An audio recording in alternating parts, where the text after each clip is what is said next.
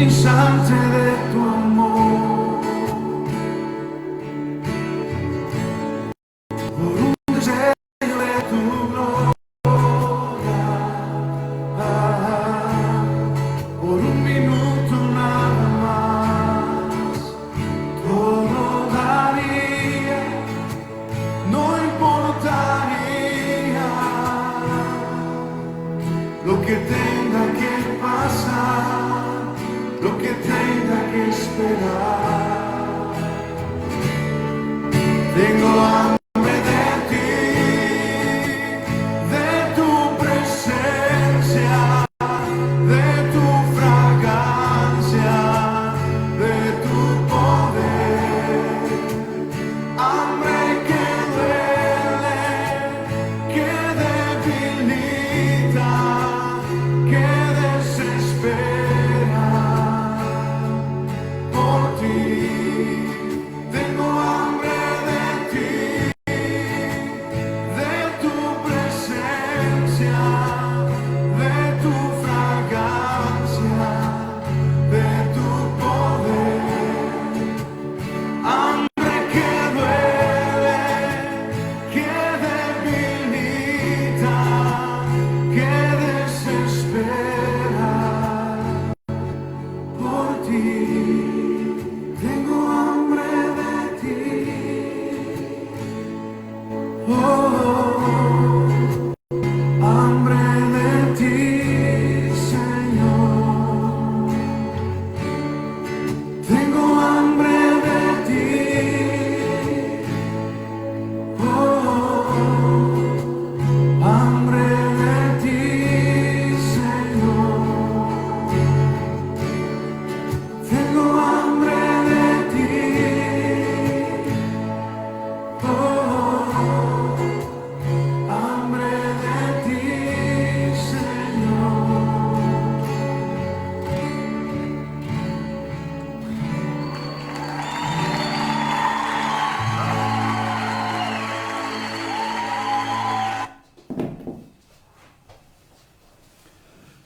Hola, buenos días. Bienvenidos a nuestro estudio de todos los domingos, a nuestra predicación. Tuvimos un pequeño problema técnico al inicio, pero ya estamos aquí en forma normal. Quisiera darles la bienvenida y por otro lado, quisiera pedirles que el día de hoy me acompañen en una oración para comenzar con nuestro estudio. En la parte final tengo algunos comentarios que hacer sobre algunas cosas que están sucediendo y que me parecen importantes. Y por otro lado, con respecto a algunas reuniones especiales que estamos planeando para los siguientes días y las siguientes semanas. Así que te pediría por favor que nos acompañes en este momento en una oración. Vamos a orar porque Dios pueda guiar todo nuestro estudio. Señor, queremos darte muchas gracias. Gracias, Señor, por este día. Gracias por esta preciosa mañana, Señor, que tú nos has regalado. Y gracias, Dios, por la oportunidad que tenemos de estar vivos, de vivir y de disfrutar las cosas que tú tienes para nosotros en esta vida. Hoy, Señor, quisiéramos pedirte que tú bendigas este tiempo. Padre, que tú derrames tu gracia sobre nuestras vidas y que de esta manera nos permitas poder entender, disfrutar, aprender, Señor, de lo que tú tienes para nosotros en tu palabra. Gracias por esta oportunidad. Padre, hoy te pedimos que tú nos mantengas atentos y por otro lado, Dios, te pedimos que tú guardes nuestra transmisión para que pueda resultar lo mejor posible. En el nombre de Cristo Jesús te lo pedimos y para su gloria. Amén. El día de hoy vamos a comenzar con un nuevo estudio, un estudio que nos va a tomar 2 domingos, cuyo título es El carácter cristiano. Hoy vamos a estar hablando probablemente de uno de los aspectos que más definen la vida de una persona. Normalmente estamos acostumbrados a que cada persona tiene ciertas peculiaridades, ciertas características que definen su vida. Pero cuando tú y yo escuchamos al Señor Jesucristo en los Evangelios, nos damos cuenta que hay ciertos rasgos de carácter que deben ser comunes en todos nosotros, porque estos rasgos de carácter básicamente ejemplifican el carácter de Dios. Hoy vamos a estar hablando mucho de esta palabra y de lo que esto significa, pero siempre me ha impresionado cuando leo los evangelios el encontrar a Jesús dándote rasgos no humanos de cómo debemos conducirnos. El Evangelio de Mateo, por ejemplo, dice: y cualquiera que te obligue a llevar una carga por una milla, ve con él dos. Esto no es normal. No es normal que tú y yo queramos darnos de esta manera, que tú y yo siempre hagamos más de lo que nos piden, que tú y yo siempre estemos dispuestos a ceder, a dar, a amar. Esto no es parte del carácter humano, independientemente de quiénes seamos. Pero Dios quiere poco a poco irnos enseñando, ir moldeando nuestro carácter para que se parezca cada vez más al de Dios. Me gustaría empezar diciéndote cuál es el origen de esta palabra, de la palabra carácter. Carácter en griego significa marca. Y efectivamente, el carácter de una persona es la marca distintiva que esa persona tiene y que la hace diferente a los demás. No solamente tú y yo tenemos ciertas características, el color del cabello, el color de los ojos, la estatura, la complexión, ciertas cosas que nos hacen diferentes. Pero sobre todo, el carácter es esta forma de ser, de vivir, estos rasgos de nuestra personalidad que nos hacen completamente diferentes a los demás. Quiero decir también que muchas veces tú y yo hablamos de carácter pensando en alguien que tiene una personalidad muy fuerte, o que es muy agresivo, o que impone su manera de pensar, su manera de vivir, y esto no tiene absolutamente nada que ver con el carácter. Tú y yo podemos tener un buen carácter o un mal carácter, pero esto no tiene que ver ni con nuestras emociones, ni con nuestra personalidad. Tener carácter no significa gritarles a los demás para infundirles miedo. No es tampoco ser una persona completamente definida o tener una forma de pensar, de ser muy distintiva. Tampoco tiene que ver con que seamos muy disciplinados o no. El carácter, básicamente, de lo que nos habla es de cuál es nuestra personalidad en términos generales. Una persona con carácter no solamente no se impone, sino más bien vive de la manera que considera que es correcta para vivir. ¿Cómo debe ser nuestro carácter? Porque el día de hoy posiblemente si tú y yo nos sentamos delante de alguien, ¿no? Nos costaría un poco de trabajo definir el carácter. Tengo un buen amigo que en estos días me escribió para pedirme un favor muy especial. Él está escribiendo una autobiografía y él me pidió que por favor en aspectos laborales, personales y en otras áreas de su vida pudiera darle ciertas características de cómo es él, de cómo es su carácter. Me cuesta un poco de trabajo hacerlo, no te creas. Y seguramente si tuviera que hacerlo conmigo mismo, me costaría todavía un poquito más de trabajo. Sé que hay áreas de mi carácter que me gustan y hay áreas de mi carácter que no me gustan. Y esto nos pasa básicamente a todos. Pero cuando hablamos del carácter cristiano, de lo que estamos hablando es de el carácter que Dios quiere ir formando en nuestra vida a partir de el inicio de nuestra relación espiritual con Él, de nuestra relación personal con Él. ¿Cómo Dios quiere que sea nuestro carácter? Básicamente como el de Él, que nos parezcamos cada vez más a Él. Dice 1 de Juan 2:6, el que dice que permanece en Él debe andar como Él anduvo. Esto es, tú y yo deberíamos manejarnos, deberíamos caminar por la vida, deberíamos hacer las cosas de la misma manera que Jesús lo hizo mientras estaba en este mundo, de la misma manera que Dios se conduce con nosotros. Claro, muchas veces confundimos el carácter con una buena educación, ¿no? Y si el día de hoy tienes un manual de Carreño de las buenas costumbres en tu casa, qué bueno que lo tengas y que lo leas. Pero en realidad esto no de ninguna manera hace que tú y yo nos parezcamos más a Dios, que nos parezcamos más a su carácter. Pero si tú y yo queremos que Dios ponga su carácter en nuestra vida, lo primero que tenemos que hacer es aprender cómo es el carácter de Dios para saber cuáles son las cosas que Él quiere hacer en nosotros. El día de hoy te invitaría a que me acompañes al capítulo 5 de una epístola muy especial de la que vamos a hablar, la epístola de los Gálatas. En el capítulo 5, Y a partir del versículo 22, Dios nos describe cómo debe ser un creyente, un cristiano. Lo primero que te quiero decir es que ser cristiano no es creer en Jesucristo. Tú y yo tenemos que, primero, tomar una decisión personal de tener una relación con Él, de ser salvados por Él, para de esta manera poder ser adoptados, salvados, incluidos en la familia que Dios tiene en el cielo. Comúnmente tenemos un dicho, todos somos hijos de Dios. Y la realidad es que es un dicho que no corresponde a la realidad. Cuando tú y yo leemos el Evangelio de Juan, lo que nos dice es, mas a todos los que creyeron en Él, mas a todos los que le recibieron, les dio la potestad de ser los hijos de Dios. Es decir, cuando tú crees en Él, cuando tú lo recibes en tu vida, entonces eres hecho hijo de Dios. Y esto es exactamente lo que Dios quiere hacer en tu vida.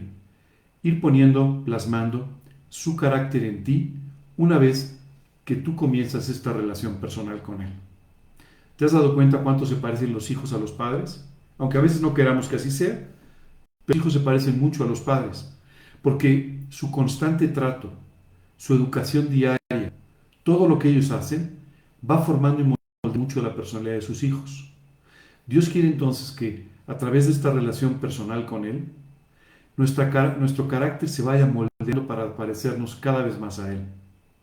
Cuando tú y yo invitamos a Cristo a nuestra vida, dice la Escritura que el Espíritu de Dios, el Espíritu Santo, entra a nuestro corazón y entonces comienza de esta manera a interactuar con nosotros.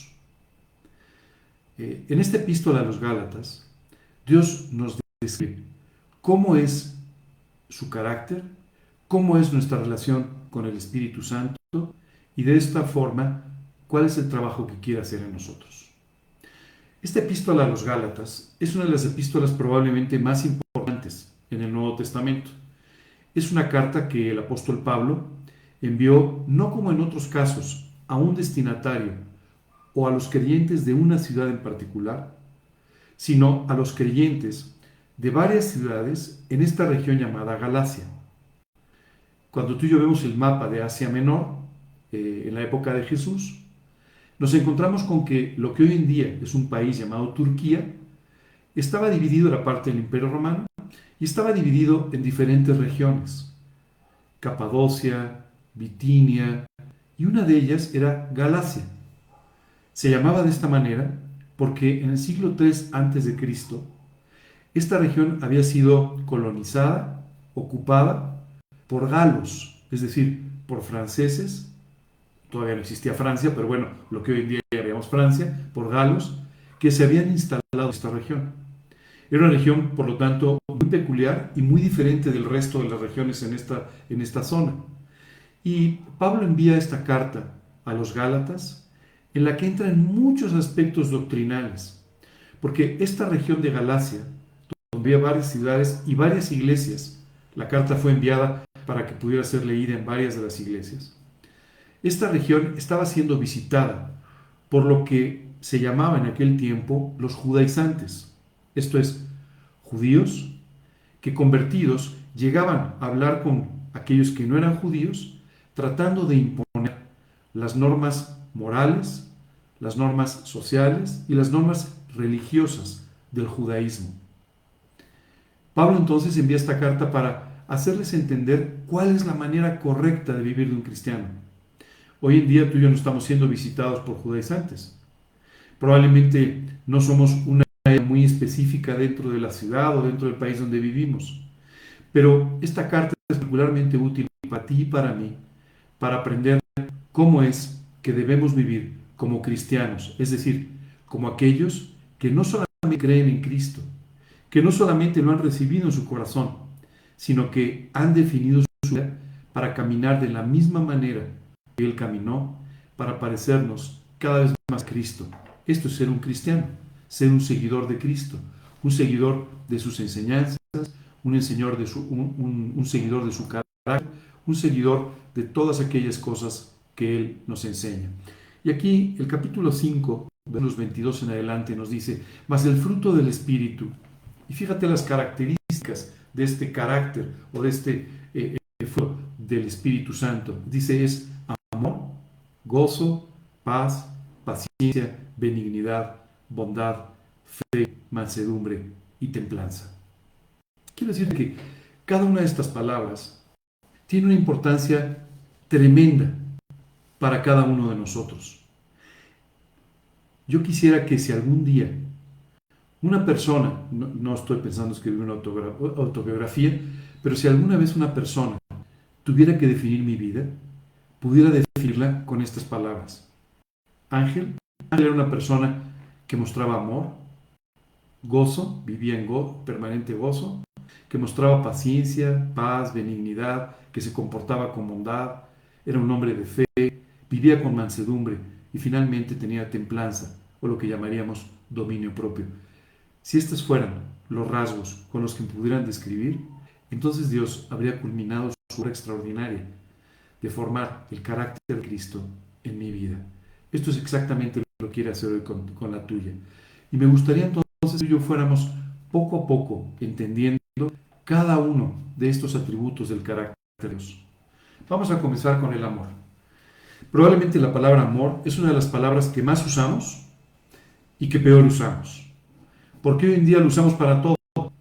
Hace poco, cuando todavía podíamos salir, ir a cafeterías y por el estilo, estaba esperando en una fila de un lugar donde había comprado algo para tomar, un chocolate, no recuerdo, y había una persona que estaba delante y se volteó con una amiga, ¿no? Eran dos jovencitas, y le dijo, yo amo estos pasteles.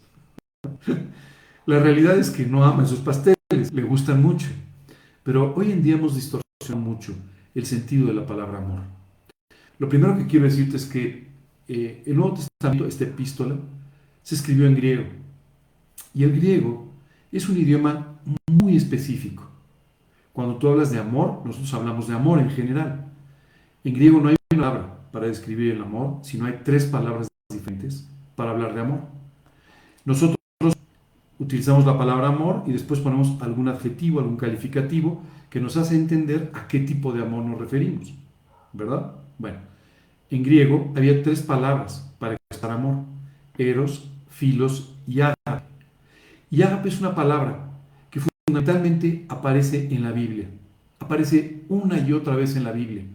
Porque es un amor que tiene características muy especiales, un poco diferentes al amor filial. De ahí viene la palabra filial, viene de la palabra filos, o el amor pasional, el amor romántico, del que proviene la palabra eros. El amor ágape básicamente nos enseña los atributos del amor de Dios hacia el hombre, hacia nuestras vidas. Estos son los atributos que están descritos en 1 Corintios y que a veces nos sorprenden un poco, nos confunden. Quiero decirte que este es el amor del que, por ejemplo, el apóstol Pablo habló en la epístola a los Romanos diciendo, mas Dios muestra su amor para con vosotros, en que siendo aún pecadores, Cristo murió por vosotros. Y aquí nos da uno de los rasgos extraordinarios de este tipo de amor. No tiene nada que ver con la reacción que tenemos.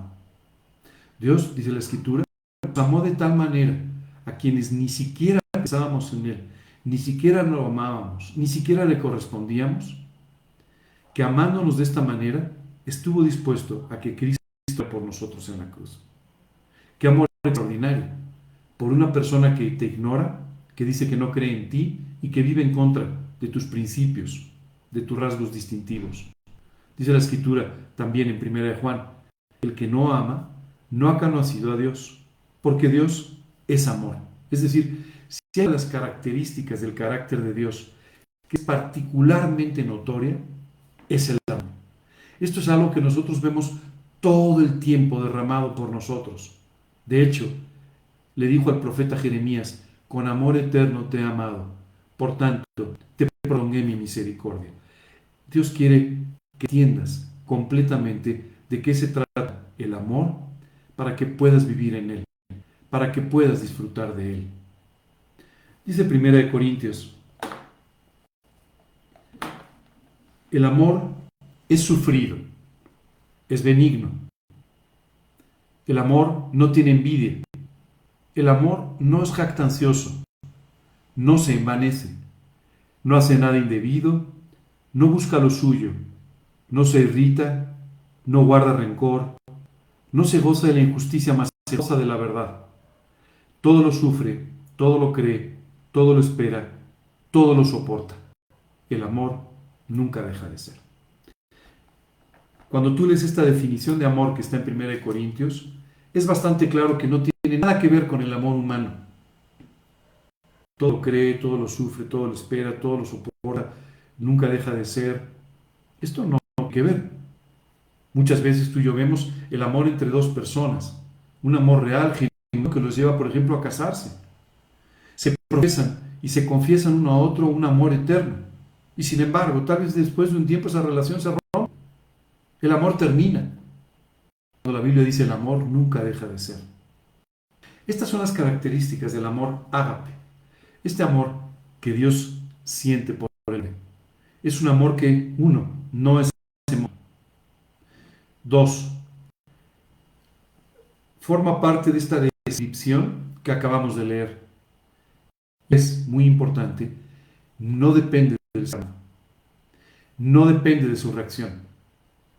Dios nos amó porque decidió amarnos.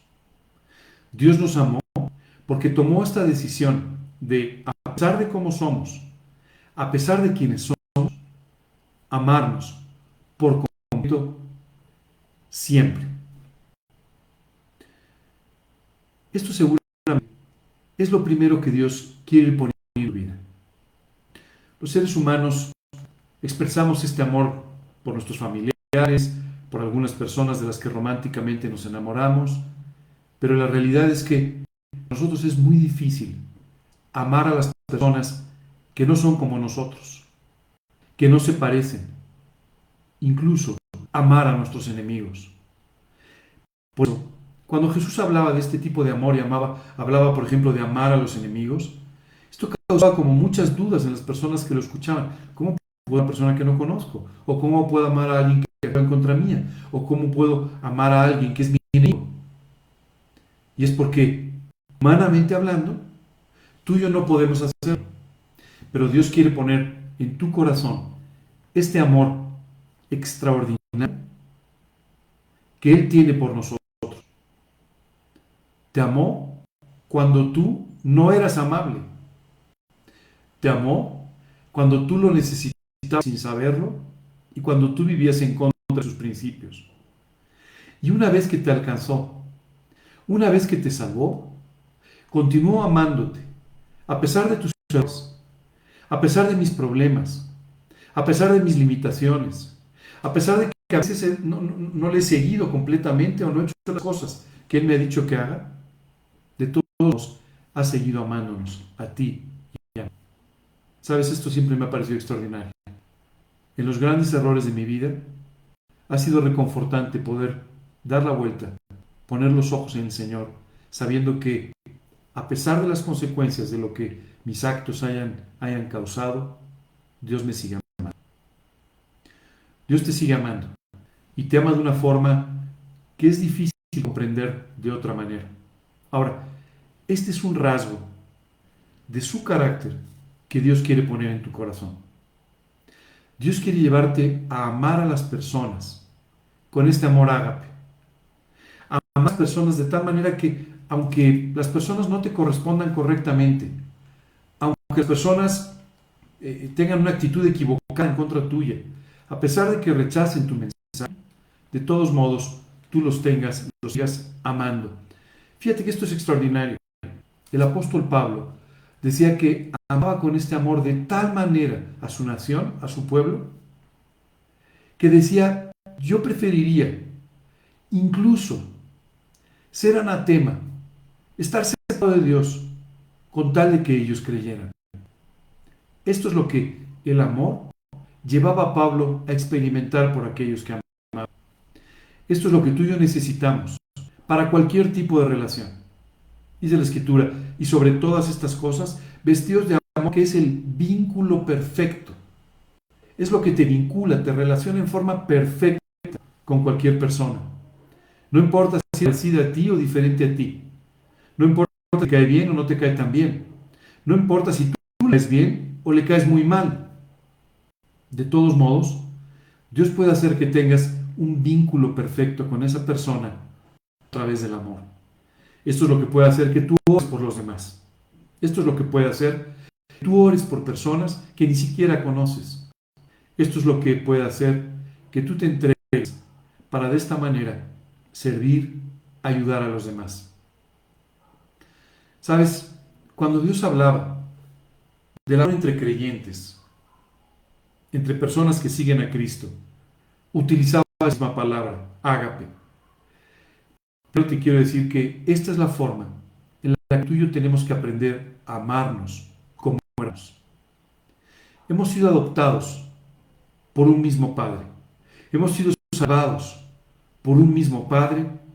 La Biblia dice que tenemos un hermano mayor, el primogénito de entre muchos hermanos de la Escritura, que es el Señor Jesucristo. Tenemos que aprender a amar a Dios con todo nuestro corazón. Recuerda que este es el primer mandamiento. Cuando preguntaron a Jesús, ¿cuál es el primer y el más importante de los mandamientos?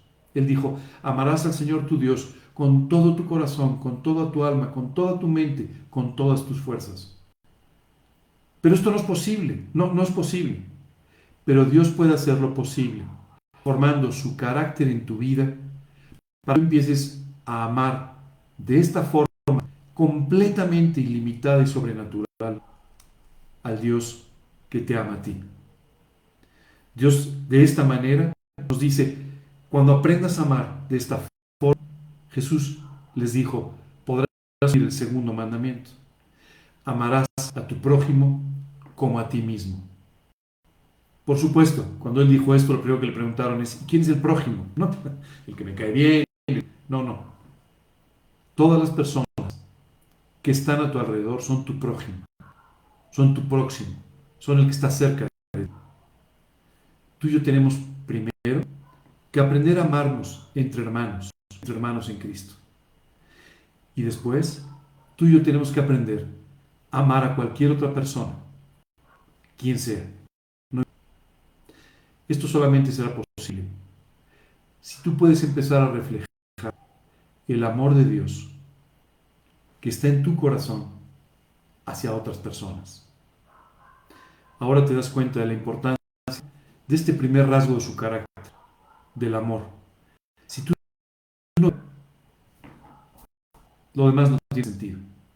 El mismo apóstol Pablo, en esta primera epístola a los Corintios, les decía, tú puedes hacer cualquier cosa, pero si no tienes amor, de nada te sirve. Si tú no puedes amar al Señor, de nada te sirve decirte cristiano y conocer la Biblia. Si tú no puedes amar a tus hermanos en Cristo, entonces de nada sirve que tú seas parte de esta familia extraordinaria. Si tú no puedes amar a las demás personas, no importa qué elocuente seas en predicar el Evangelio. No importa qué tanto conozcas de la Biblia o qué tanto estés preparado para rebatir ciertos argumentos. De todos modos, no alcanzarás a nadie para Cristo si tú no lo amas.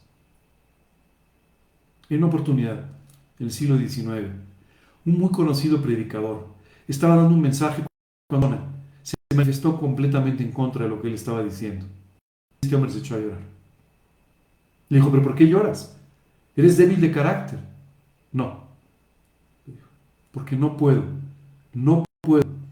permitirme el verte perdido eternamente, aunque no te conozco. No lo puedo soportar.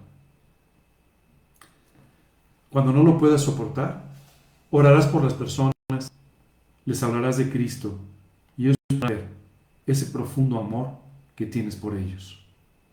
¿Sabes cómo llamaban a las reuniones entre creyentes en el Antiguo Testamento? Ágapes, es decir, reunión de amor. ¿Sabes qué me encantaría? Cuando todo esto sea posible, nuevamente, cuando nos podamos ver físicamente, o ahora que a veces nos vemos por internet, y que la gente que escuche nuestra reunión, que nos oiga hablar, que nos pueda ver, realmente, esta es una reunión de amor. No es una reunión normal entre amigos, es una reunión de amor. ¿Sabes? Mes de diciembre, tuvimos una reunión hermosa de Navidad donde invitamos a muchas personas, donde un poco sobre el sentido de la Navidad. Y a los 2 días, alguien que había asistido por primera vez hizo un comentario que me llamó tanto la atención. Dijo, la verdad es que cuando veía a ustedes, yo no veía a un grupo de gente religiosa, sino más a un grupo de amigos que se querían mucho. Gracias a Dios, estamos reflejando el amor que Dios tiene por nosotros y que quiere que tengamos entre nosotros. Podríamos ir hablando todo el día sobre este amor, pero me gustaría pasar al siguiente fruto del Espíritu Santo, al siguiente rasgo del carácter de Dios. La Biblia dice que es el gozo. ¿Qué es el gozo? El gozo es un estado de deleite, de bienestar, que resulta de conocer a Dios y poder servirle. Dice Deuteronomio 39, porque Dios volverá a gozarse sobre ti para bien, de la manera que se gozó sobre tus padres. El gozo es parte del temperamento de Dios, es parte de su carácter. Dios se manifiesta permanentemente con este gozo. Aunque a veces dice la Escritura que llora por ti. Aunque a veces dice la Escritura que sufre al ver al hombre en la forma, en la condición en la que se encuentra. Pero de todos dice la Escritura que aún en esos momentos Él permanece con gozo. Y quiero decirte que este rasgo del temperamento de Dios también es muy importante para tu vida. ¿Sabes por qué? Porque los seres humanos somos débiles. Aunque no nos gusta regarlo, aunque hagamos pesas para fortalecernos, aunque queramos tener una posición más dura ante la vida y ante los demás, la verdad es que somos bastante débiles. Cualquier circunstancia nos tira al suelo. Cualquier circunstancia simplemente nos pone de rodillas. Esta época que estamos viviendo nos demuestra una vez más cuán frágiles somos, cuán débiles somos. Pero dice la Escritura, porque el gozo de Dios es vuestra fortaleza. Esto quiere decir que si tú estás experimentando este gozo en tu vida, a través de este gozo, Dios podrá fortalecerte una y otra vez, a pesar de las circunstancias, a pesar de todo aquello que tú y yo tengamos que vivir. ¿Qué no es el gozo? El gozo no es un estado de alegría permanente. El gozo no es tampoco una situación eufórica cuando las cosas te salen muy bien. Y tampoco es algo que tú y yo debemos fingir o tratar de vivir en nuestras fuerzas. Yo veo a mucha gente que tiene cara de gozo, ¿no? Es decir, cuando le dicen, oye, ¿cómo estás? Bien, ¿no? Ponen la sonrisa de oreja a oreja. Bien, bien, muy bien. Aunque en el fondo así. No se trata de que finjas el gozo. Se trata de que vivas gozoso. Tampoco es un estado de resignación ante la verdad, que es lo que muchas veces nosotros pensamos. Bueno, ni hablar, me tengo que resignar, entonces ponerle buena cara al mal tiempo, como decimos normalmente. No, no es así, no se trata de eso. Más bien es un estado permanente que no depende de tus emociones. Nos fortalece profundamente, nos permite seguir viviendo y confiando en el Señor a pesar de las situaciones que a veces estamos enfrentando.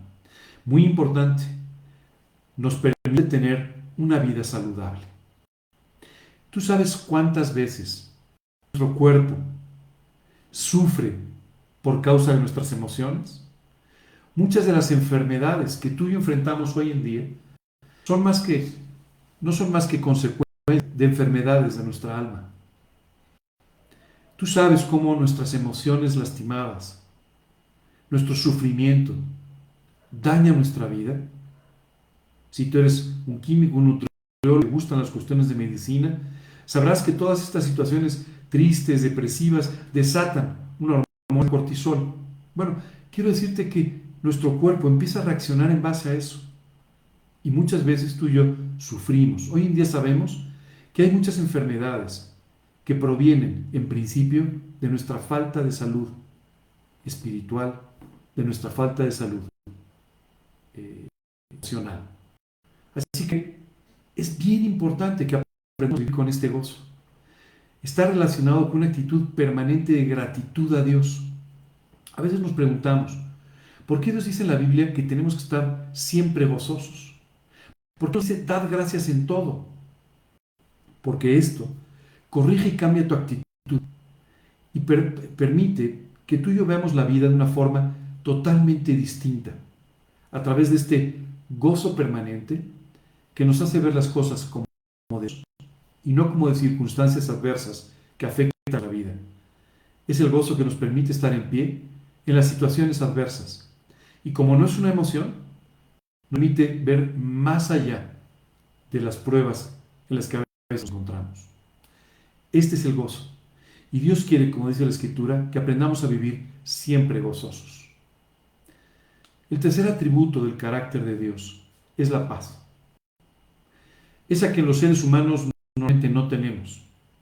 La paz, que los seres humanos a veces describimos como la ausencia de conflictos, es en realidad un estado de armonía, de tranquilidad, de bienestar y de prosperidad que nos permite estar tranquilos más allá de lo que es lógicamente entendible. Dice un versículo, y la paz de Dios, que sobrepasa todo entendimiento, guardará vuestros corazones y vuestros pensamientos en Cristo Jesús. Siempre que pienso en la paz, pienso en la descripción extraordinaria que Dios nos hace en el libro de Apocalipsis sobre el trono de Dios. Quiero decirte que desde ese trono están saliendo las instrucciones para que los ángeles ejecuten tantas cosas. Por ejemplo, las respuestas a tus oraciones. Por ejemplo, para que este universo se conserve y se siga manteniendo, aún a pesar de nosotros. Y sin embargo, dice la Escritura en esta descripción maravillosa, que hay agua, hay como un mar de cristal delante del trono. Puede estar tan en paz, un lugar donde hay tanta actividad, porque la actividad no tiene nada que ver con la paz o con la falta de paz. Dios vive en una paz permanente. Y dice la Escritura, y la paz de Dios, esa paz de la que te estoy hablando, la que nos describe cómo es el cielo, dice, sobrepasa todo entendimiento. Y es la que va a guardar, dice la Escritura, tus pensamientos y tus emociones siempre. Dios quiere que aprendas a vivir en paz con Él. Y para eso te invita a que vayas a los pies de la cruz, a que te arrepientas, a que le pidas perdón, a que le permitas que te limpie, te lave con la sangre de Cristo y te dé una eternidad a su lado. Quiere hacer la paz contigo. Quiere que tú y yo hagamos la paz con nosotros mismos, que hagamos la con quienes nos rodean.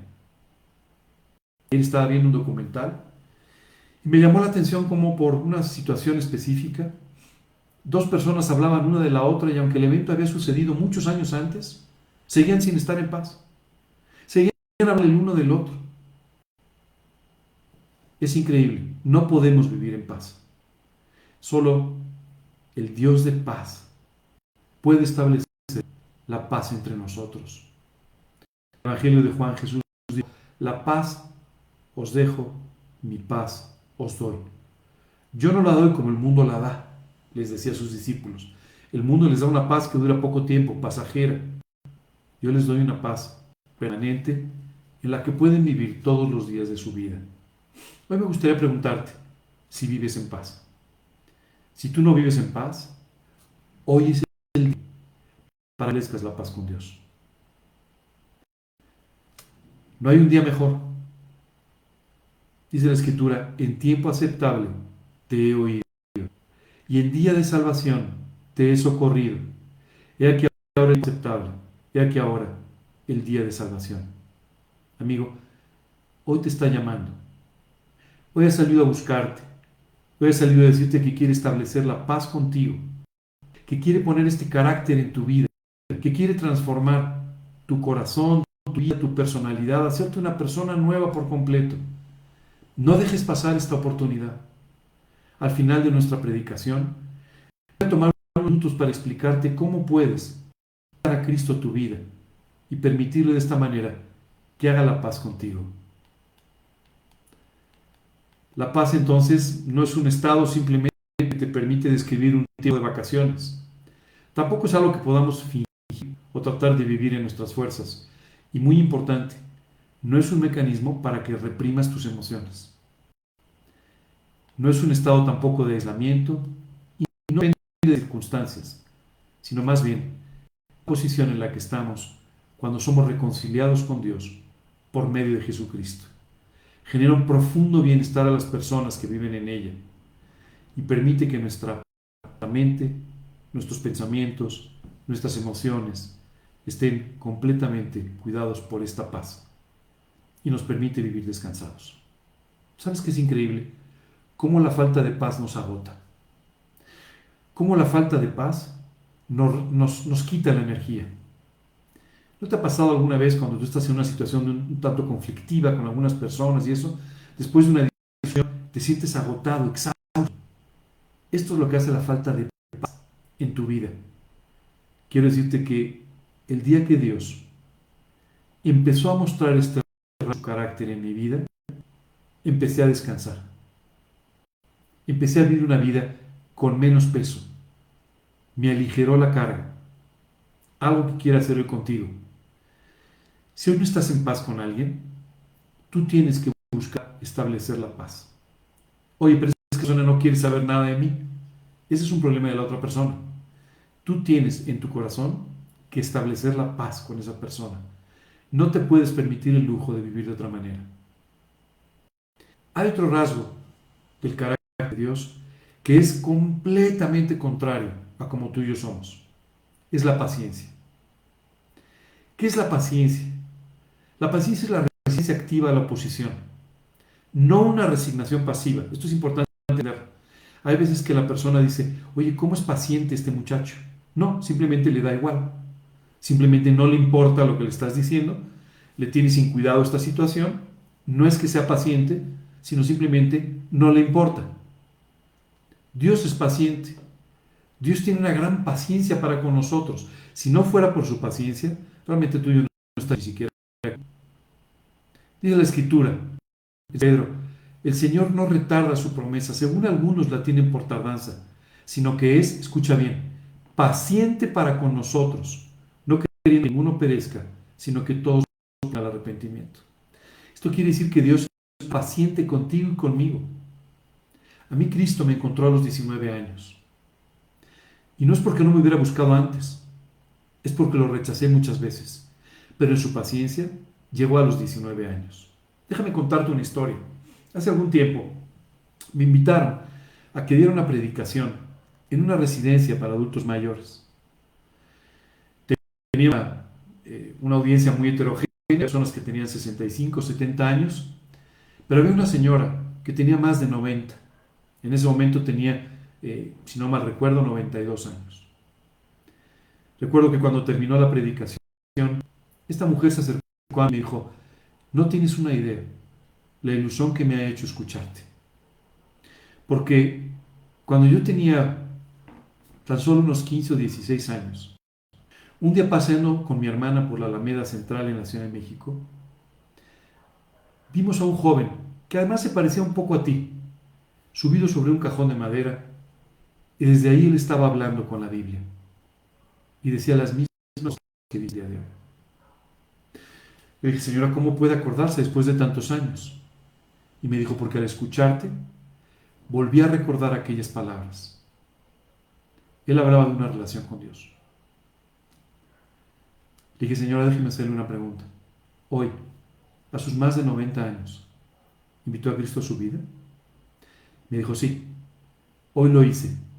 Y lo primero que pensé es, ¿por qué no lo hice cuando tenía 16? ¿Sabes qué me impresiona? La paciencia que tiene Dios con nosotros. Paciente. Y no importa si lo hemos rechazado 100 veces. Dios sigue tocando la puerta de nuestro corazón. Sigue expresándonos su amor. Sigue diciéndonos que lo necesitamos. ¿Cómo es increíble la paciencia de Dios? Esta es la paciencia que Dios quiere poner en tu vida. Sí, ya sé que cuando haces esto dices, no, aquí sí ya perdí. Porque yo soy más impaciente que eso. Porque yo quiero las cosas de inmediato, porque yo no puedo esperar, porque yo simplemente no puedo esperar a que la otra persona me escuche, o muy impacientes, muy. Pero Dios quiere poner este rasgo maravilloso de su personalidad en ti. Dice el libro de Romanos, pero el Dios de la paciencia y de la consolación os dé entre vosotros un mismo sentir, según Cristo Jesús. Aquí el apóstol Pablo les decía a varios creyentes, Dios, que es el Dios de la paciencia y de la consolación, puede hacerlos pacientes a ustedes, entre ustedes, para que puedan llegar a ser del mismo sentir. Somos muy impacientes con los demás. Ya sabes, le explicamos algo a alguien y no entiende, pero ¿cómo no entiendes? A ver, pero bueno, presta atención, pero la realidad es que somos muy impacientes. Y Dios quiere ir formando esta paciencia en nuestra vida. La paciencia, otra vez, tampoco es una posición de resignación. Tampoco es una posición, una actitud de desinterés, sino más bien la paciencia es algo que es muy importante porque nos evita decisiones arrebatadas, reacciones arrebatadas de nuestro corazón. Fíjate, nuestras emociones son las que nos llevan siempre a tomar decisiones muy rápidas, muy arrebatadas. La paciencia, sin embargo, nos lleva a poder pensar dos veces estas decisiones. Nos previene de cometer errores, nos mantiene ocupados orando, nos permite tomar las cosas en nuestras propias manos, lo cual es muy importante, porque muchas veces tú y yo tenemos que dejar las cosas en las manos de Dios y no reaccionar con tanta rapidez. Nos lleva a depender de Dios, no depender de nosotros mismos, y nos lleva a vivir con un corazón de contentamiento. Qué descanso poder vivir con paciencia. Qué descanso poder vivir con esta tranquilidad que solamente Dios puede traer a nuestro corazón. Dice la Escritura en el libro de Santiago: mas tenga la paciencia su obra completa para que seáis perfectos y cabales sin que os falte cosa alguna. O sea que dice aquí la Biblia que para que seamos perfectos y cabales sin que nos falte nada, Dios tiene que perfeccionarnos en la paciencia. Vamos a hablar de otra característica que tampoco es muy humana. Se llama benignidad. ¿Qué significa benignidad? La benignidad es cuando tú y yo tenemos pensamientos de bien hacia las personas. Cuando tú y yo pensamos bien de Dios, de las personas y de los eventos que nos rodean. Esto no es muy normal. Casi siempre tú y yo más bien pensamos mal. Hay un refrán también por ahí que dice: piensa mal y acertarás. Y más bien lo que sucede es que cuando tú y yo pensamos mal, convertimos la situación en algo tan malo que acabamos teniendo razón. Pero no era así en un principio. No lo que Dios quería de nuestra vida. Lo que Dios quiere es que tú y yo aprendamos a pensar bien, y esto nos motiva a tener siempre una actitud buena, siempre una actitud correcta. Esta es la forma en la que Dios es. Dice la Escritura: porque yo sé los pensamientos que tengo acerca de vosotros, dice Dios, pensamientos de paz y no de mal, para daros el fin que esperáis. Él siempre tiene pensamientos, y esta es la forma en la que te quiere enseñar a vivir, siempre pensando bien. ¿Qué sucede cuando vienen los problemas a nuestra vida? Siempre pensamos mal. No, esta situación va a acabar conmigo, esto va a destruir mi vida, esto me va a dar problemas. Cuando en realidad tenemos que aprender a pensar bien. Dios, si tú estás permitiendo esta situación, es para mi bien.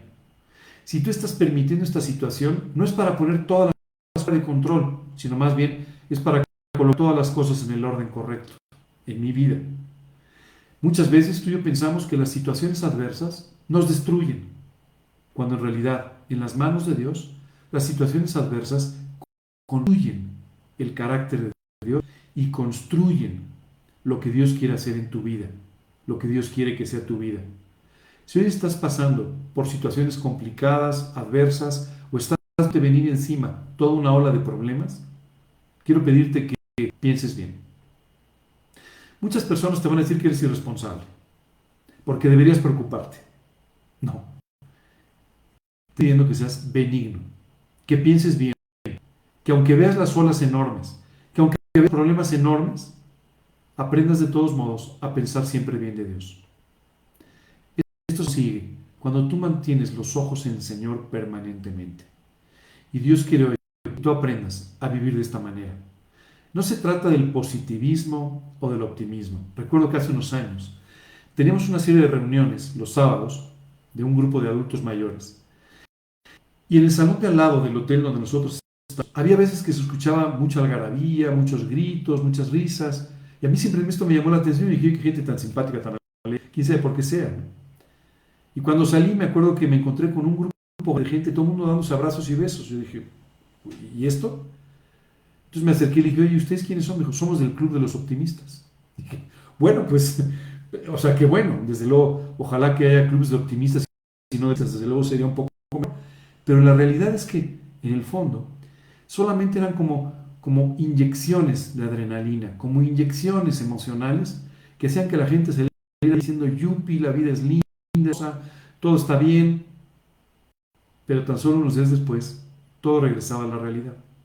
Tú y yo no podemos vivir ni en el positivismo, ni en el mismo, que no tiene nada que ver con la realidad. Tú y yo tenemos que ir bien, con un pensamiento correcto hacia Dios y hacia el trabajo de Dios en nuestra vida. Tampoco se trata, que pasa muchas veces, de una falta de aceptación de los problemas. Hay gente que simplemente no hace problemas, o sea, no los ve. Oye, ¿tienes un problemón? No es para tanto, ¿no? Cuando en realidad el problema sí es para tanto. Bueno, lo que Dios quiere más bien es que, manteniendo nuestros ojos en el Señor, pensemos bien de Él, pensemos bien de las circunstancias y pensemos bien de las personas. Oye, pero ¿cómo puedo pensar bien de las personas si son medio truanes? Estas personas con las que he tratado me han engañado, o lo que han hecho no está bien. Lo único que quiero que sepas es que todas las cosas que pasan en tu vida, todas son permitidas por Dios para tu bien.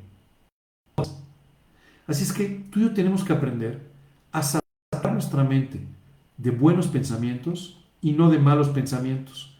Cuando tú y yo saturamos nuestra mente de buenos pensamientos, empezamos a pensar como Jesús.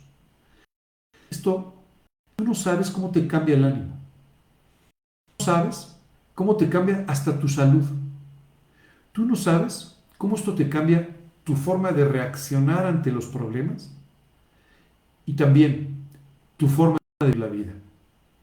Un conocido escritor del pasado dijo una vez, he tenido una vida llena de problemas, de los cuales la mayoría nunca existieron. Así es. Muchos de los problemas jamás existen. Tú los tienes en tu mente.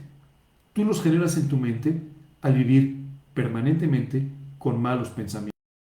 Dice el libro de Proverbios, los pensamientos justos son rectitud. Y esta es la forma en la que tú y yo tenemos que aprender a vivir. Pasemos a otro atributo del carácter de Dios, es la bondad. ¿Qué es la bondad?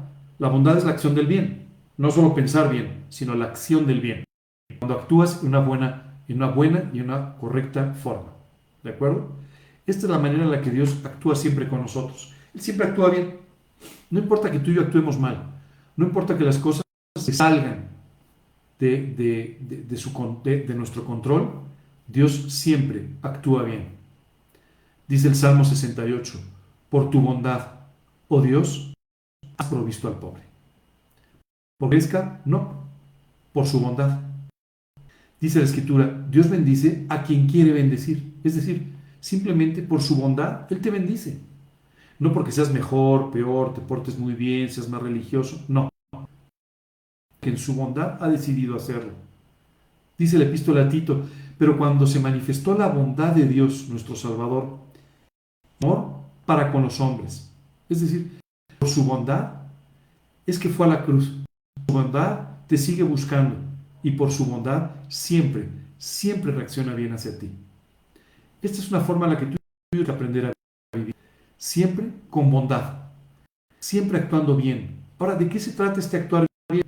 Se trata no de que cuando la gente te vea hagas algo bueno para que entonces digan, ay, mira qué buena persona es, ¿no? Que en el fondo no te engañes, no hay buenas personas. O sea, ni tú ni yo somos personas. Si fuéramos buenas personas, Cristo no hubiera ido a la cruz. La verdad es que no somos tan buenos. Más bien, tenemos que tener mucho cuidado de no tratar de fingir la bondad para quedar bien con los demás. La bondad proviene de un pensamiento benigno, es decir, están íntimamente relacionados. Y bondad significa que tú actúas a los principios de la Escritura. A veces confundimos la bondad con una actitud, a veces tenemos un tanto pusilánime hacia las circunstancias o hacia las personas, ¿no? Oye, pero es que sí, no importa. No. El ser dejado, el actuar siempre permitiendo que las personas abusen de ti o que pasen por encima de tus creencias o de tus principios, esto no es bondad. Es una actitud de una falsa bondad. La bondad es actuar conforme a los principios de la Escritura, permanentemente, sin importar ni cómo actúen ni cómo reaccionen los demás. Es privilegiar lo que tú y yo sabemos que está bien por encima de las consecuencias, viendo que lo que tú y yo hacemos va a tener una trascendencia eterna. Significa vivir con profundidad espiritual. Esto es vivir con bondad. Significa hacer todo para la gloria de Dios.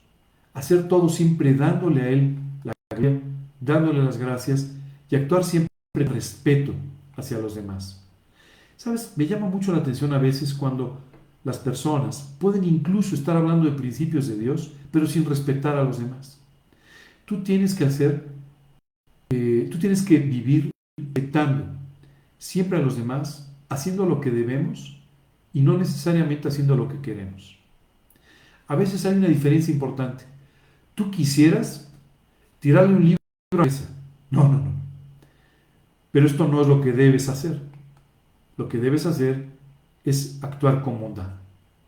Déjame hablarte de otro atributo del carácter de Dios, la fe. Y hay veces pensamos que la fe es como una definición de la personalidad de algunas gentes. Mira, este es rubio, este tiene fe, no es así. La fe, dice la Escritura, que es la confianza de lo que se espera, la convicción de lo que no se ve. Es la fe, es decir, una confianza total y absoluta en las cosas que Dios nos dice que va a hacer y que como consecuencia Él espera que tú y yo creamos. Tenemos que aprender a confiar en el Señor. Y a veces nos cuesta trabajo, porque entre nosotros mismos, los seres humanos, nos engañamos mucho. Y entonces ya no confiamos unos en otros. Y a veces cuando tú y yo comenzamos nuestra relación con Dios, pensamos que estamos tratando con alguien como tú o yo, pero eso no es así. Con quien estamos tratando es con alguien que es digno de confianza, en quien debemos depositar completamente nuestra fe. Déjame aclararte que la fe no es un acto de irresponsabilidad. Muchas veces yo escucho que la gente dice, tú ten fe. ¿Sí? ¿En qué? Pues lo que sea, pero tú ten fe. No, no. Esto es un acto de irresponsabilidad.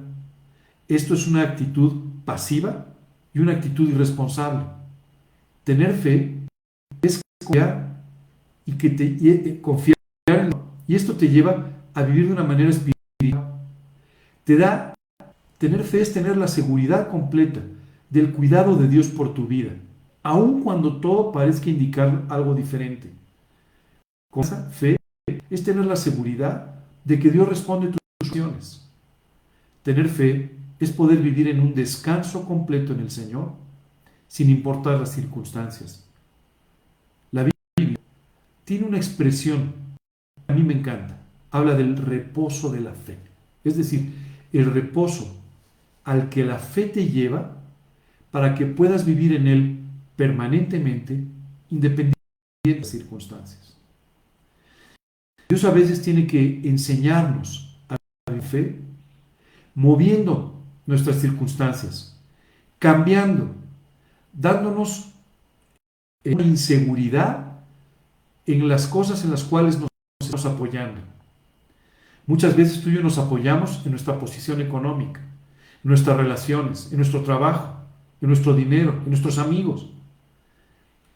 Y Dios a veces tiene que mover un poco el escenario para que tú y yo aprendamos solamente, exclusivamente, a confiar en Él. Dice el libro de Hebreos, conforme a la fe, murieron todos estos sin haber recibido lo prometido, sino mirándolo de lejos y saludándolo y confesando que eran extranjeros y peregrinos sobre la tierra. Fíjate qué cosa extraordinaria. Dios nos habla aquí de una serie de personajes de la Biblia que aún sin ver creyeron y saludaban respuestas a sus oraciones como si ya las hubieran recibido. Veían los resultados de las promesas de Dios aun cuando todavía no habían tenido cumplimiento. Eran personas que vivían por fe. Es la forma en la que tú y yo tenemos que aprender a vivir, confiando siempre, siempre en que Dios es bueno, que su misericordia es para siempre y que Dios va a cumplir todo aquello que te ha prometido. Déjame pasar por la penúltima de las características de Dios de las que estamos hablando el día de hoy. Se llama mansedumbre. Y tú y yo confundimos mucho a la mansedumbre.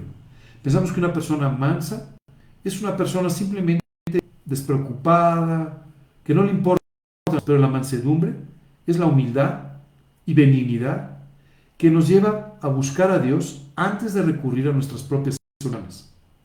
Esto significa que cuando vienen problemas en la vida, cuando vienen situaciones en la vida, tú y yo buscamos primero a Dios en lugar de reaccionar como normalmente lo haríamos. Buscamos primero a Dios para tomar una decisión y no a nuestra propia lógica, a nuestro intelecto o a cualquier otra cosa que podamos tener a la mano. La mansedumbre entonces es muy importante porque permite que tú y yo podamos vivir lejos de muchos errores a los que reacciones rápidas, a veces arrebatadas. Nosotros nos encontramos en el Evangelio, por ejemplo, en una de las oraciones de Jesús, nos encontramos un ejemplo maravilloso de lo que es la mansedumbre. Él decía, hablando del Padre Nuestro, esta famosa oración, hágase tu voluntad, así en el cielo, así en la tierra, como en el cielo. También, en otra oportunidad, Jesús dijo, no busco mi voluntad, sino la voluntad que me envió, la voluntad de Dios.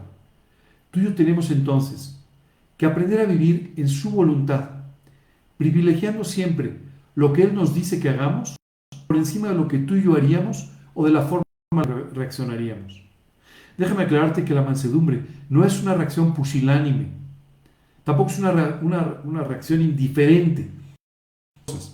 No es vivir tampoco haciendo más te digan.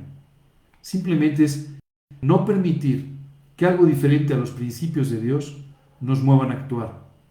Es el resultado de pasar mucho tiempo con el Señor, lo cual implica una negación completa de nuestra manera natural o de nuestras inclinaciones naturales. Y es una de las características principales del liderazgo cristiano. Para que tú seas un líder cristiano, tú no tienes que ser una persona con una iniciativa acordada o que ponga a toda la gente en su lugar, no, nada de eso. Tienes que aprender primero a buscar para poder tomar entonces las decisiones correctas. Uno de los ejemplos ordinarios de liderazgo en la Biblia es la vida de Moisés. Moisés fue un líder que guió al pueblo de Israel desde su cautiverio, desde su esclavitud en Egipto hasta la prometida durante 40 años. Fue un hombre que enfrentó todo tipo de circunstancias. Cuando esta nación completa se quedó sin agua en el desierto, sin alimento, o cuando esta nación una y otra vez se rebeló contra él y contra Dios. Dice Dios que Moisés era el hombre manso sobre la tierra. Así es que esta condición de mansedumbre fue la que le permitió tener este liderazgo con una nación tan difícil, en una situación tan difícil y extraordinaria. Y es una de las características más importantes que debes tener si algún día tú quieres servir como un líder, como un pastor, como un misionero, como un maestro. Tú tienes que aprender a vivir con mansedumbre. Tienes que aprender, y eso manda la mansedumbre, a vivir con una total y absoluta confianza en el Señor. Dice la Escritura en el libro de Efesios, hablando de cómo debemos manejarnos entre nosotros, con toda mansedumbre, soportándonos unos a los otros. La mansedumbre va a hacer que tú tomes en cuenta de una forma muy importante a los demás y de esta forma puedas valorar su acción en tu vida. Por último, me voy a hablar de la templanza. La templanza es una característica que a veces tú y yo definimos también como dominio propio. Es la capacidad de reaccionar correctamente ante las tentaciones, no movidos por los sentimientos, no movidos por las emociones, sino movidos por los principios. Esta es la forma en la que tú y yo actuamos cuando somos tentados a actuar de forma equivocada. Casi siempre pensamos, hablando de las tentaciones, que las tentaciones provienen del diablo, que las tentaciones por otras personas, pero la Biblia dice que somos de nuestra propia concupiscencia, de nuestra propia maldad. Si no hubiera maldad en tu corazón, las tentaciones no tendrían ningún efecto sobre ti, pero tienen efecto sobre ti porque tocan aspectos de tu vida que no están correctos, tocan tu maldad. ¿Por qué Jesús no pudo ser tentado ni siquiera por el diablo en persona? Porque no había nada en su naturaleza, nada equivocado, nada pecaminoso, ninguna maldad. Es por eso que él podía vivir firme ante las tentaciones. ¿Qué es la templanza? Cuando tú y yo simplemente tenemos el dominio propio, el control para reaccionar conforme a la palabra de Dios, conforme a nuestras propias emociones. No es un estado de ánimo neutro. A veces pensamos que la templanza, que tienen algunas personas que son muy flacas. No es así. No tiene nada que ver. Tampoco es una falta de motivaciones en la vida, ni es una tibieza para vivir, sino más bien es la actitud que te permite tener victoria ante las tentaciones, para que puedas basar tu vida y tus decisiones en la palabra de Dios. No es que te reprimas, como muchas veces pensamos. No, dominio propio. Entonces no voy a mostrar mis emociones. Me voy a reprimir. No, no, no, no. Dominio propio o la templanza simple es lo que te permite actuar no en tus fuerzas, sino en los principios y en las ideas que parten de esos principios de la Escritura. De esta manera, las circunstancias deben ser un factor importante en tu toma de decisiones. Una persona con templanza no será tentado a tomar una decisión equivocada en muchos aspectos. La falta de templanza hace, sin embargo, que tú seas tentado a tomar decisiones prácticamente en todo. Hace que los pensamientos naturales no controlen tu vida. Y esto es particularmente importante en un mundo como el de hoy, que te enseña tantas cosas, que te muestra tantos satisfactores, que te obliga a tomar decisiones tan rápido. ¿Te has dado cómo funciona la vida? Oye, ¿qué quieres hacer? El otro día recibí una llamada. Oiga, mire, le hablamos porque tenemos una promoción. Ah, mira, muy bien, me parece muy bien. Le dije, mándame la información para que la pueda ver. No, no, no, no. Tiene que tomar una decisión en este momento. ¿Sabes? Esta es la forma en la que nos conducimos todos los días. Como si tuviésemos decisiones inmediatamente. Y para ello, recibimos del mundo todo un estímulo terrible, una estimulación tremenda que nos lleva a apantallarnos con las cosas, a apantallarnos con lo que no necesitamos, que nos simplemente, ¿no?, a ser tentados por cosas. Vivimos en un mundo, por ejemplo, lleno de adicciones. ¿Sabes de dónde provienen todas estas adicciones? Del vacío del corazón del hombre y de la falsa, que lo lleva una y otra vez a reaccionar en forma impulsiva, movido por sus emociones, sin ningún tipo de dominio propio, sin ningún tipo de control. Hoy Dios quiere enseñar a que vivas con la tranquilidad que te da tener templanza, es decir, dominio propio y victoria en contra de las tentaciones.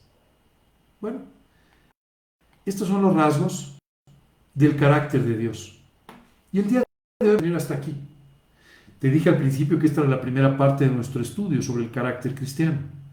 La segunda parte, el próximo domingo, vamos a estar hablando de cómo desarrollar cada uno de estos aspectos del carácter de Dios en nuestra vida. Esto es muy importante. De nada te serviría saber que existe todo esto si tú no pudieras vivir en ello. Y Dios quiere que aprendas cómo desarrollar cada uno de los aspectos del carácter de Dios en tu vida para que cada vez más lo puedas reflejar a Él y sobre todo para que cada vez más lo puedas disfrutar en tu propia vida. ¡Qué oportunidad tan increíble! Dios quiere que tengas una vida sobrenatural, diferente y extraordinaria. Mucho la palabra extraordinaria. ¿Y sabes por qué lo uso mucho? Porque siempre la uso en relación con las cosas que hace Dios. Y lo que hace Dios es extraordinario. Y ese es el tipo de vida que Dios quiere que tú y yo tengamos. Pero para ello necesita formar su carácter en ti. Este es un trabajo que está haciendo desde el primer día que tú le permitiste que entrara a tu corazón, comenzó la formación de este carácter en tu vida. Pero hay algunas cosas en las que tú puedes participar permitiendo que este carácter se desarrolle en mayor medida en tu vida. De estas cosas vamos a hablar el día de hoy. Nos vamos a quedar hasta aquí, pero te invito a que repases este versículo de Gálatas 5:22 y que vayas viendo cada uno de estos rasgos para que también entiendas cuánto de esto está ya manifestado en tu vida y cuánto falta por manifestarse. Y que empieces a orar pidiéndole a Dios que Él vaya formando este carácter en ti. Te voy a adelantar algo sobre el desarrollo del carácter en tu vida. Seguramente, el factor más importante para que Dios pueda desarrollar este carácter en ti es que pases tiempo con Él, para que te parezcas cada vez más a Él. Te das cuenta, los matrimonios, las parejas de muchos años, hasta se parecen un poco, no solo en la forma de hablar, no solo en sus expresiones, en sus dichos, sino muchas veces que se parecen hasta casi físicamente. Esto es por su continuo caminar juntos. Quiero invitarte a que durante toda esta semana pongas como un objetivo en tu vida el caminar con Dios estrechamente, profundamente, muy cercano a Él, de tal manera que para el próximo domingo estos rasgos de su carácter se estén empezando a manifestar cada vez más en tu vida. Vamos a quedarnos hasta aquí el día de hoy. A la hora de la conversación, te dije que al final, si tú querías experimentar todos estos regalos de parte de Dios en tu vida, si querías poder empezar a vivir estos rasgos del carácter de Dios en ti, si tú querías estar seguro de tener una relación personal con Dios y de estar salvado, te dije, te explicaría la forma de hacerlo y cómo a través de una oración puedes invitar a Cristo a tu vida para que la transforme. Déjame decirte que el pecado en el que todos los seres humanos viven causa una separación entre... ¿Por qué digo viven y no vivimos? Porque a los 19 años, hace 39, le pedí a Cristo que me perdonara mis pecados, que quitara la cadena que el pecado había producido en mi vida. Y Dios, en su misericordia, hizo esto. Oye, ¿no he vuelto a pecar desde entonces? Sí, pero nadie me ha vuelto a poner la cadena. Hoy soy libre, porque Dios pagó por mi libertad. Jesucristo pagó en la cruz para verte libre. Y hoy te está ofreciendo la libertad sobre tus pecados. Si tú crees que el pecado no te ha esclavizado, te invito hoy a que trates de dejar de mentir, a dejar de ser orgulloso, a dejar de tener envidia, a dejar de airarte y enojarte. Vas a ver que no lo logras. No lo logras porque el pecado te ha ido esclavizando de tal manera que ya no puedes vivir como quisieras. Pero la característica o la condición más severa que tú estás enfrentando es la de tu separación con Dios por causa de ese pecado. Y esa separación se vuelve eterna cuando das un paso a la eternidad, para tener entonces que pagar por cada uno de esos pecados. Jesucristo murió en la cruz del Calvario para que tú no tengas que pagar. Y hoy te invito a que confíes en el sacrificio de Jesucristo, que confíes en el amor de Dios en tu vida y que le pidas que limpie tu vida, que lave tus pecados con su sangre y te perdone de esta manera para siempre. Que no tengas que pagar. Jesucristo murió en la cruz pagando para que tú no tengas que pagar. Hoy te pido que confíes en Él de esa manera. ¿Recuerdas que hablamos de la fe? Hoy te invito a que des tu primer paso de fe, en Él e invitándolo a tu corazón. Dice la Escritura: he aquí yo estoy a la puerta y llamo. Si alguno oye mi voz y abre la puerta, entraré a Él, cenaré con Él y Él conmigo. Está tocando la puerta de tu corazón. Quiere pedirte que la abras, que des un paso, que le creas, que reconozcas que has pecado, que has fallado y con humildad vengas delante de Él para permitirle que te perdone, que te salve y que te dé una vida nueva. Vamos a terminar con una oración. Y en esta oración voy a orar poniéndome en tu lugar, pidiéndole a Dios que te perdone tu vida. Por favor, repite en tu corazón estas palabras. Si tú ya hiciste esto, si tú ya tienes una relación personal con Dios, hoy voy a orar para que Dios manifieste cada vez más estos frutos de su carácter en tu vida y de esta manera puedas disfrutarlos y reflejarlos permanentemente. Te pido que por favor cierres tus ojos, cierres tu rostro y me acompañes en una oración. Señor, el día de hoy te agradezco profundamente el que tengas planes para mi vida, aunque no lo merezco. Gracias por amarme, gracias por extenderme tu misericordia. Y hoy, Señor, vengo delante de ti a reconocer que he pecado muchas veces, que te he fallado a ti, que me he fallado a mí y he fallado a otras personas, y que he pecado muchas veces. Padre, te quiero pedir que me perdones, que me limpies con la sangre de Cristo, y Dios, que me salves eternamente por el sacrificio de Jesús, y que de esta manera yo no tenga que pagar en la eternidad. Señor, te invito a mi corazón como mi Señor. Te pido que entres a Él como mi Señor, como el dueño de mi vida, y que la controles y la guíes a partir de hoy y por toda la eternidad. Te lo pido, Señor, solo en ti, solo confiando en Jesucristo y en la cruz. En el nombre de Cristo Jesús y para su gloria. Amén. Señor, hoy vengo delante de ti, agradeciéndote, Padre, por la pasión preciosa que me has regalado, pero también, Señor, pidiéndote que cada vez más se manifiesten estos rasgos de tu carácter en mi vida. Que Señor, tu carácter.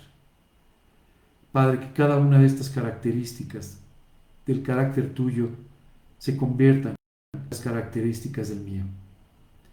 Señor, limpia mi vida, haz cada vez más como tú, y llévame de esta manera a disfrutar de mi relación contigo y a reflejarte delante de los hombres. Te pido esto, Señor, de una forma muy especial, en el nombre de Cristo Jesús y para su gloria. Amén. Amigos, el día de hoy has invitado a Cristo a tu corazón. Quiero pedirte que busques una Biblia. Seguramente tienes una en tu casa. Toma la Biblia, abre el Nuevo Testamento, comienza a leer los Evangelios y permítele a Dios que te hable a través de ello. Te pido también que te pongas, que tomes un momento para, con tus palabras, darle gracias a Dios que ha hecho. Darle gracias a Dios por la vida que te quiere dar y darle gracias a Dios porque hoy tienes un futuro y un futuro eterno. Gracias. Por otro lado, el día de hoy quisiera invitarlos a que lean este versículo de Gálatas, que consideren todos estos aspectos del carácter de Dios para que vean en su vida aunque Dios ya ha hecho manifestando estas cosas y le den gracias, pero también todo lo que falta aún por hacer para que durante esta semana lo busquen en lo profundo, con todo su corazón busquen a Dios, para que de esta manera pueda continuar con este trabajo de formar su carácter en sus vidas. Les agradezco mucho que se hayan conectado el día de hoy. Quisiera comentarles que tenemos unas cápsulas durante esta semana, notando lunes, miércoles y viernes a las 9 de la noche por este mismo canal.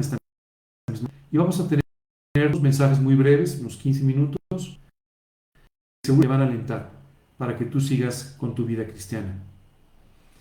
Por otro lado, quisiera comentarles una reunión también virtual de nuestro grupo de adultos mayores en días, es decir, no el sábado de la próxima semana, sino el siguiente, vamos a tener una reunión donde además estamos trabajando para poder tener un invitado muy especial que un poco más adelante eh, la- por otro lado, bien recordarles que sigan orando por estos tiempos que estamos viviendo. Durante el mes de mayo también vamos a tener un par de charlas especiales, avisaré después la fecha también, sobre la salud, no solamente cómo provocas o cuidarte, sino cómo poder tener una buena salud desde el punto de vista físico, pero también emocional y especialmente espiritual. Y vamos a tener una segunda charla donde vamos a hablar un poco de eso. Yo sé que este es un tema que no te parecería común viniendo de un pastor o de la Biblia, pero vamos a ver los principios que nos muestra la Biblia para cómo vivir con unas finanzas sanas en una época tan complicada que estamos viviendo. Sin duda Dios te va a enseñar mucho a través de estas conversaciones de las cuales te iré informando y te iré dando fechas en los siguientes días.